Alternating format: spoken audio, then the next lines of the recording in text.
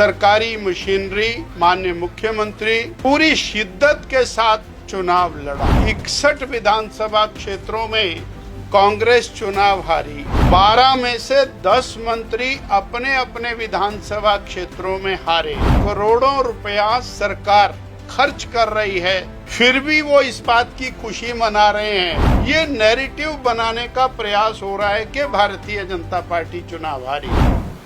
कांग्रेस सरकार और कांग्रेस पार्टी के द्वारा एक नैरेटिव बनाने का प्रयास हो रहा है और वो प्रयास बड़ा कुत्सित प्रयास है। लोकसभा का चुनाव हुआ। लोकसभा के चुनाव में एक ओर भारतीय जनता पार्टी थी, दूसरी ओर कांग्रेस की पूरी सरकार, सरकारी मशीनरी माननीय मुख्यमंत्री और पूरी शिद्दत के साथ उन्होंने चुनाव लड़ा। 4 सीटें पार्लियामेंट की, चारों की चारों सीटें कांग्रेस ने हारी और मैं कहूंगा कांग्रेस की सरकार ने हारी।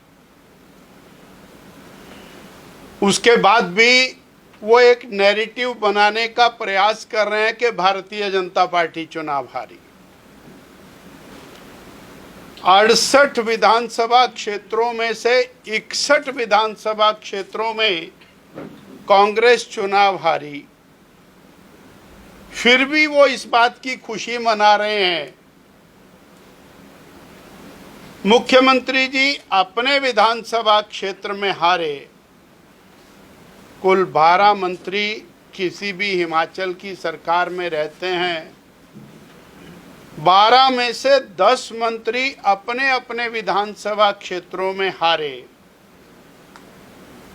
6 चीफ पार्लियामेंट्री सेक्रेटरी गैर कानूनी तौर के ऊपर बनाए हुए हैं। उनमें से 5 चीफ पार्लियामेंट्री सेक्रेटरी अपने अपने विधानसभा क्षेत्रों में चुनाव हारे और एक कैबिनेट दर्जा जिनको दिया है, ऐसे मित्रों की फौज जिनके ऊपर करोड़ों रुपया सरकार गरीबों का, समाज का खर्च कर रही है बेवजह, वो सब अपने अपने विधानसभा क्षेत्रों में चुनाव हारे।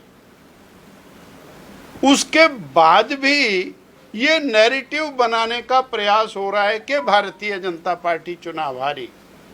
मैं ये बात आपके माध्यम से कहना चाह रहा हूं कि 6 महीने में कांग्रेस 4 पार्लियामेंट, 4 लोकसभा हारी, 1 राज्यसभा हारी, 3 विधायक की सीटें हारी और उसके बाद वो ये पोज कर रहे हैं कि दे हैव वन, उन्होंने कोई बहुत बड़ा किला जीता है।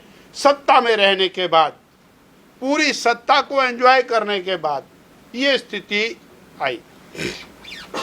दूसरा पहलू, यदि वो सशक्त हो गए हैं, ताकतवर हो गए हैं, तो उन्हें जनता का काम करना चाहिए, जनता की सेवा करनी चाहिए। 18 महीने के अंदर प्रदेश और 10 साल पीछे चला गया है। एक भी विकास कार्य हिमाचल प्रदेश के अंदर शुरू नहीं हुआ। बहुत शोर मचाया, 300 यूनिट बिजली फ्री देंगे। अब ये ताकतवर हो गए तो इन्होंने वो 125 यूनिट भी बंद कर, और बंद करने के साथ रेट में इजाफा कर दिया।